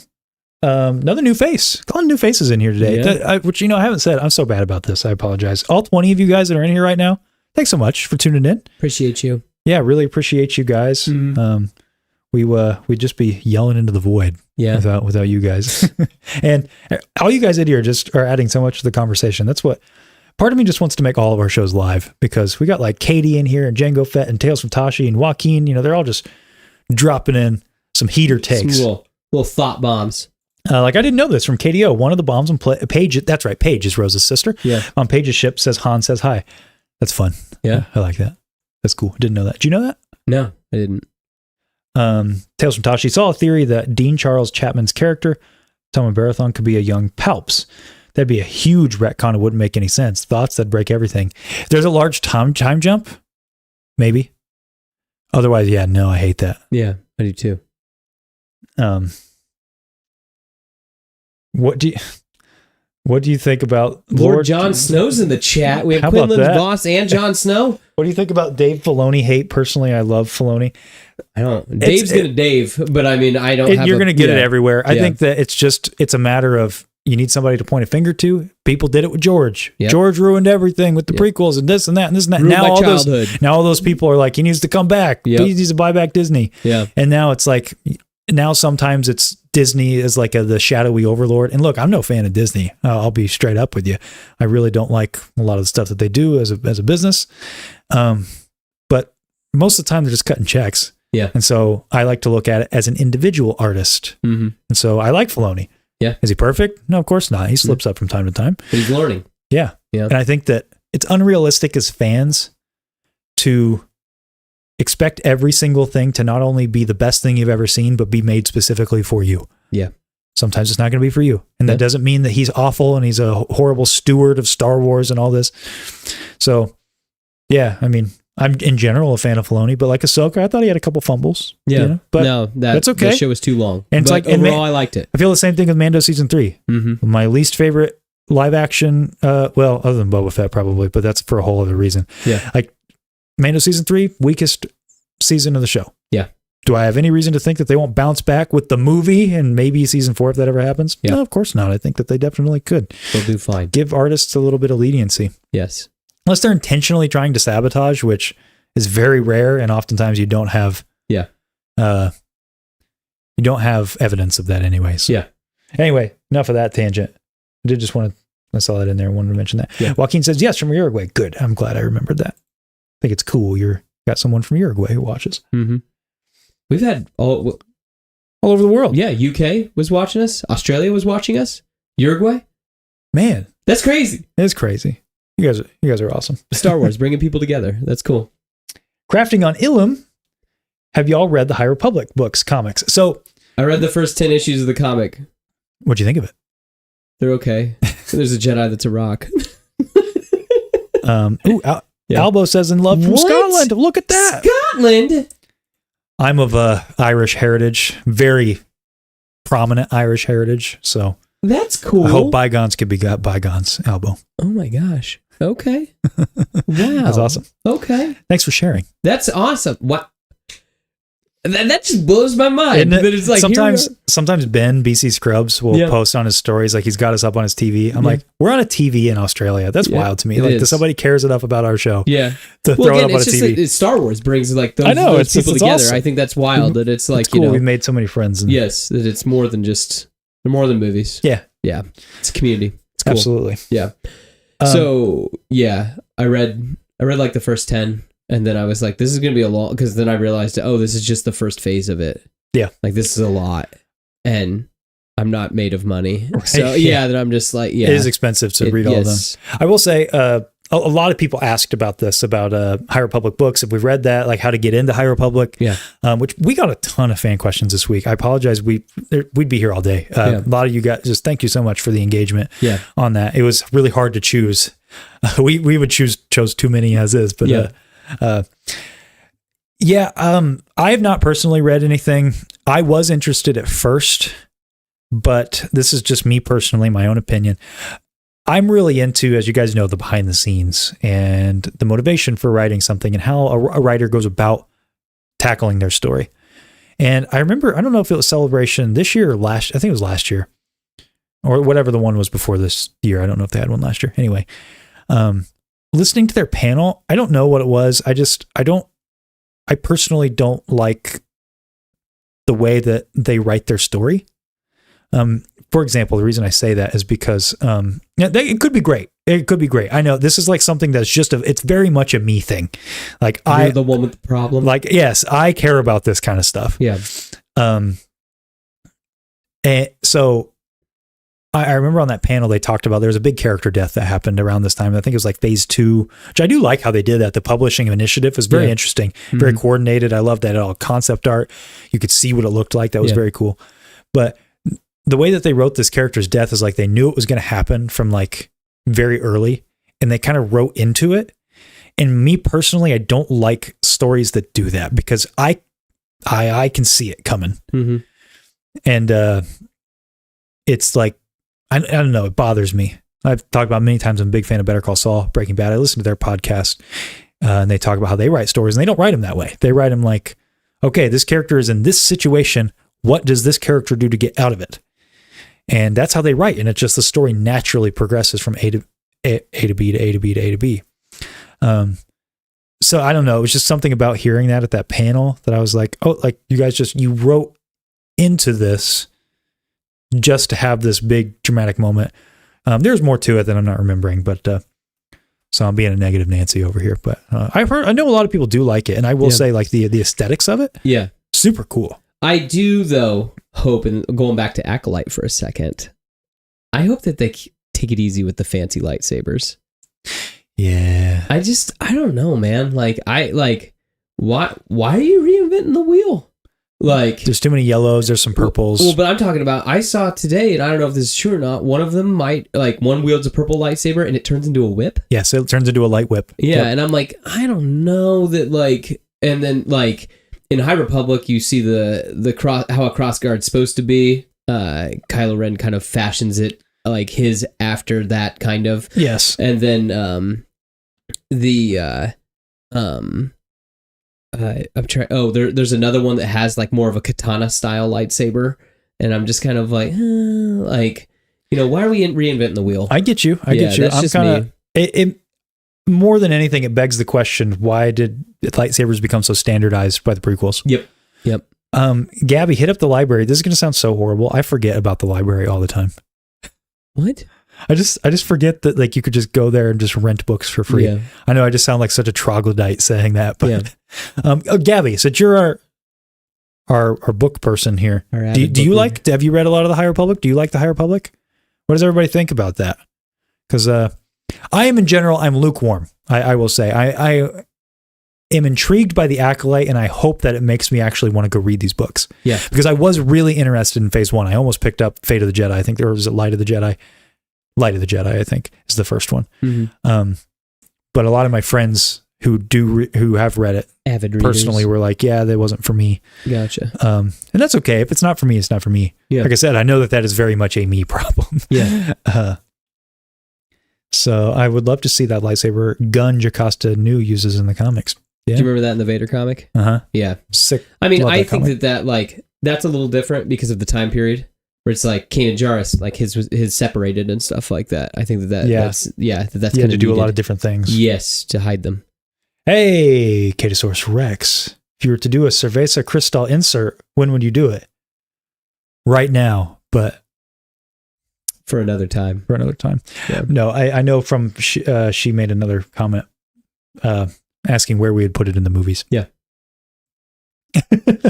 Don't apologize, Katie. No. She says, I'm sorry for listening. I think it's hilarious. No, I think it's really funny too. I was just giving the guys a hard time on Tales from the Archives because I mean they were like every opportunity. Sorry, I was eating it up. In my head I was like, man, our intro this week is that joke. Yeah. It's gonna be so worn out. It still works. So I was just being selfish. Yeah. But, where would you add it though in the movie? I got one. Would you have one? Yeah, I got one. Hit me. When when Luke's gonna catch R2 the lightsaber. Dude, that's so good. That's such a good idea. Yeah. Here's mine. Yeah, my friend Jeff came up with that. So him and I were talking about it. Go to the Jedi Temple. Do what must be Do done. what Lord must Vader. be done, Lord Vader. Do not hesitate. Show no mercy. Temple March Yeah. gets all the way up Yeah. to the top, to the Jedi Council chamber. Yeah. Master Skywalker, there are too many of them. What are we going to do? Opens up his coat. Yeah. Cerveza Okay. Crista. All right. Okay. Gotcha. I was trying to think of like what would be the most It's- inappropriate. Oh, It's like okay. I'm like, you gotta have like the hand shot or like somewhere that's up close to that's something. what I'm saying. Yeah. Like instead of like his lightsaber, he Yes, just reaches being into his. Yeah. Or like, what about with Dooku? Like, I've been looking forward to this. That's a good one too. Yeah. Man, I'm gonna have to make some edits. That'd be funny. I like so Katie mentioned in her other comment that there's one about, what was it, Force Ghost Qui-Gon, and then the other one was when Obi-Wan picks up Anakin's lightsaber on Mustafar. I think that's so Instead, funny. Yeah. Yeah, it's 'cause he's like, "You were my brother, Anakin. I loved you." Sort of it. Actually, It's also a full circle moment, you know, true. to the A New Hope meme. It's true. Exactly. So Instead of see, that's the Cerveza Crystal lore. and then I you like, know? and then it cuts back and it's just Anakin screaming. I'm trying to see. What was her other one? It was having to do with Force Ghost. Oh, No, I misread it. I misread. Force pulling Qui-Gon's lightsaber in in Phantom Menace. In Phantom Menace, yes. Gotcha. Okay. I thought it was Qui-Gon's Force Ghost, but I was mixing it up. So yeah, that'd be fire. Yeah. No, I agree. I might have to make some edits later. I might. When you have free time. Yeah. Yeah. You gotta get that first. So we've got 3 more questions left. Yes. Before we get to them, Yeah. we got a couple announcements. Uh-oh. Thought we'd get those up for our 21 people in the chat. Thank you very much. Yes. So yes, we've been busy. Yeah. So first one, smaller announcement. Yeah. Well, even before that, might be some more frequent live streams coming the next few weeks. Because, like I said, got a baby coming. Yeah. Takes a lot of my time. Yeah. And, not as much editing with a live stream. But hopefully, it still gives the Beyond the Dune Sea experience. Hopefully, we're ironing out some of the kinks. Yes. So, more live streams probably. We try to do one, like, just give you guys a peek behind the curtain, like every 4 is kind of our mindset. But might be one a little more frequently. But to the actual cool announcements, the first one, Indiana Comic-Con, which is in Indianapolis, Indiana, is the next 2 days. So Saturday. It's happening right now. It's happening right now, actually. Yeah. We are going to be there. Yeah. Tomorrow. Yeah. Going to be shooting a little something, maybe, and hopefully you guys will see it on the channel very soon. Yes. But more importantly, we can only give a little teaser for this one, but it's a big announcement. Yeah. PopCon, it's also in Indianapolis. Yeah. It is the last weekend of April. Yeah.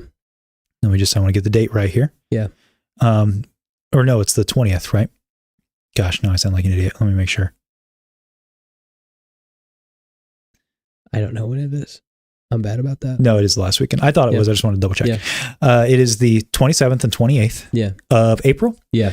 We are not only going to be there. We're just going to be involved. We shouldn't say too much. That's all we'll say. Yeah. We're going to be involved in it in some way, shape, or form. And in a way that our fellow Star Wars fans, you might be interested. Yeah. So you might be interested. Yeah. So if you're in the area, in the Midwest area, on this week, it's kind of short notice, but we're just going to be there. So we're like, I don't know, around with a camera having fun. So if anybody's going to be there, you see us, feel free to say hi. Yes. We'd love to say hi to you. Yeah. But PopCon, a little further out. Yeah. If you guys are in the Midwest area. Yeah. It's going to be a cool event. There's some cool people there. Yes. Some Lord of the Rings guests are there, which is pretty cool. Andy Serkis, who's also a Star Wars guy. Yes. And Elijah Wood, Frodo Baggins, and some other really good guests there too. Yes. So stay tuned. We'll have more details for you, hopefully within the next week or two. Yes. As it we can fully gets closer, we can fully unveil. Yeah. The secrets, but wanted to get that out there. Start getting you guys sowing the seeds, getting you guys familiar with it. Because Tony, Star Wars Sith 66, he's the con guy. Yeah. Which sounds terrible to say it like that. He's the convention guy. Yeah. He just dropped some great information on Star Wars Celebration 2025, by the way. If you guys are interested, go check out his video. He's always he's the guy for that. Yeah. You know? That's not our thing. Yeah. We're just going to go have fun. Yeah. We're going to see. Maybe it becomes our thing. We'll see. Say, I don't think so. I doubt it. Seth's not into conventions. No. We're trying it. But we are gonna, I guess we can say this, it's not a secret. We're meeting Hayden Christensen. Yes. And Rosario Dawson. Yes, we are going to do that because we have They're going to be there. So yeah, they're there. That like it's worth the drive. Let's just do it. Yep, and I'll be going to the panel. There's an evening with Rosario and Hayden. Yes. I'll be going to that.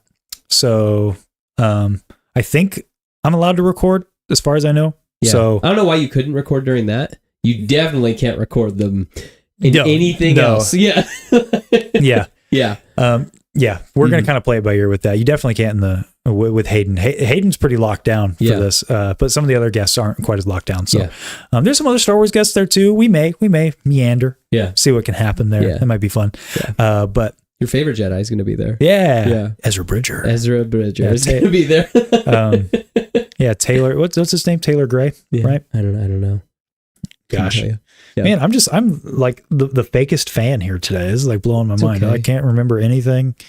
It's been a long week for me, guys. Okay. But now I do want to see. It's Taylor. Anybody in the chat know who voices Who plays Ezra Bridger? The voice. Not the real guy. See if I can beat you guys to it. Gosh, there's so many guests. Like Nolan North is going to be there. Ooh. Don't know if you guys are fans of him. He's one of my favorite voice actors. Tom Welling. Timothy Zahn is going to be there. Yeah. Hayden Christensen, obviously. Shamiak Moore. Yeah. Miles Morales. Yeah. Anthony Daniels. Well, what about Taylor Gray? Yes, okay, that's what I thought. Yeah, and I was John Rhys Davies is going to be there. Yeah, John Rhys Davies is going to be there. I was going to say my favorite comic book artist, Mark Bagley, is going to be there. So I'm hoping that we get a go. It's pretty stacked, actually. I'm pretty excited to go. Like you said, worth the drive. Yes, so worth the drive. Yeah. So pretty exciting. Mm-hmm. That'll be us the next few days. Yes. So hopefully I'll have that panel up maybe on the channel. Yeah. You guys can kind of check that out and enjoy it. The last few questions. Hey, Sir Django_Fett here in the chat, the man himself. Do you think Crosshair is a sleeper for the Clone X regime? I pulled this because, first of all, it's like the only Bad Batch question we got. Everybody's asking about Acolyte, which is great. I understand. Yeah. But I just thought that this was an interesting thought. Be sad. That he could be a sleeper agent. Yeah. I don't really have much else to add, just that. Yeah, I don't want it. I don't want it either. I don't want it. I don't think it's impossible. Yeah. BLOORE on Mandalore, our friend Jeremy. Yes. Another friend down under. Yeah. He had a pretty slick intro today. Yes. With a hologram. He was like learning. He's like, I learned this whole program just for this. It's like, dude, you're a machine. That's awesome. I was going to say, Darth Vader in a buttoned up shirt. I loved it. Yeah. I loved it. He's got such a... He's writing his own lore. Yeah. He's got such a... What do I want to say? Like, style's not the right word. He's got style. Yeah. But like, there's just such a... Well, there's like a vibe. I was going to say, there's like an indie filmmaker vibe to it. There's a vibe to it. Yeah. Yeah. Mm-hmm. It's pretty cool. Yeah. I've been thoroughly enjoying his content. A Wookiee Jedi appears. Do you think Acolyte has too many humans? I want more species. I actually thought they did a pretty good job balancing out the aliens in this episode. Or this trailer. I want more, like, Star Wars aliens. That's the other thing. Yeah, give me a Rhodian Jedi. Yeah, quit making new ones. Yeah, give me an Icthorian. You know? I'm with you on that. Yeah. Actually, give me why can't I think? What is Admiral Akbar? I don't know why. Mon Calamari. Yeah, give me a Mon Calamari Jedi. Like, I mean, it'd be cool. Yeah, that's the whole thing. I don't know. That's my only knock to it. Is just like let's see some other like traditional Star Wars. Why make your own? Why do you got to make up more? Yeah, no, yeah. I get it that Star Wars is big, but Star Wars already is big. Yeah. So yeah. Oh, just had that one. Last question. Owen_Anderson_4. What book or video game would you like to see adapted into a movie or show? The Force Unleashed. Shadows of the Empire. Really? Why not? I just think that's an interesting choice. That's with your boy. That's Luke. Yeah. And Prince Zizor, right? Yeah. The only thing I don't like about that is that's in between Empire and Return of the Jedi. I know, and now they've written over it with comics anyway, so you can't really do it anymore. Some of my least favorite canon right now. Yeah, I know it's dumb. I don't like a lot of that stuff. Yeah, I don't like it. It's gone on way too long. they're filling too much space. I agree. Like we're talking about Dark Disciple. Like how much time is here? It's like true, only, like what? It's like months are going by. Like only a year is between Empire and Return of the Jedi, right? No, it's 3. Hans and Carbonite for 2 years. Because I thought there was a because they go in real time. Because it's 3 between A New Hope and Empire, and it's 2 between Empire and Jedi. I always thought it was 1. Yeah, but still, it's a year. Or it's only 2 years. Okay, it's not. Yeah. Well, fair enough. Yeah, fair enough. Yeah. So that will. Well, I got one more. Oh, you got one. I got one more that didn't make the list. And guys, why are we getting stuff like this that says, when you got the poo poo and doo doo, and you put them together, you got poo poo doo doo. Show them that so they believe that somebody wrote this. Someone wrote that to us. I know who wrote it too. And remember, you're my number one guy. You're my number one guy.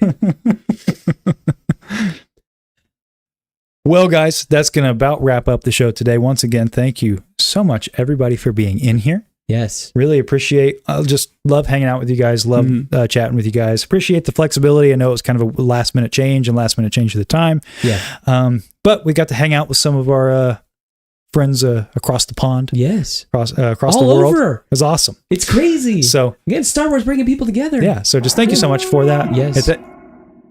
Oh no. They set off the alarms. They set off the alarms.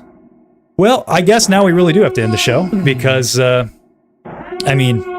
got this to deal with. Yeah. So we'll see you guys next week. Don't forget about Indiana Comic Con. Don't forget about PopCon in Indianapolis. Yeah. And Bad Batch next week. Yeah. It's going to be fun. It's true. This alarm's still going off. Yeah. We'll see you guys next week.